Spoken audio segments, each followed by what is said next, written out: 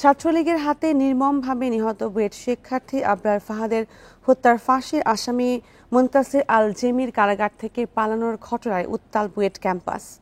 মধ্যরাতে বিক্ষোভ মিছিল করেছে সাধারণ শিক্ষার্থীরা।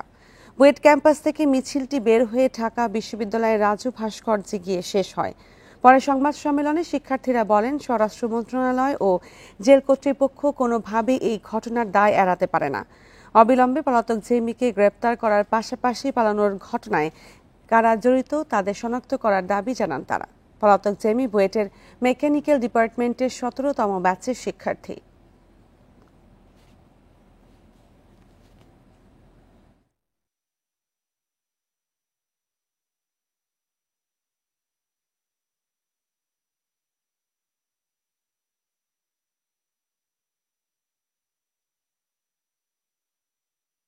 এই দৃষ্টান্ত শহীদ আবরার ফাহাদের সাথে প্রতারণা এবং বেইমানি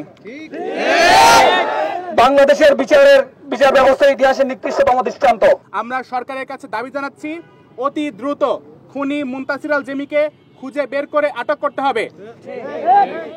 পাশাপাশি তার পলায়ন কার্যে সহযোগিতাকারী প্রত্যেক ব্যক্তিকে শনাক্ত করে বিচারের আওতায় আনতে হবে। হয়তো খুব শীঘ্রই হয়তো রায়ও আসবে একটা হাইকোর্টের, কিন্তু এর মধ্যে যদি একজন পালিয়ে যাচ্ছে, এটা তো আসলে লজ্জাজনক আমাদের সবার জন্যই, মানে রাষ্ট্রের জন্যই লজ্জাজনক।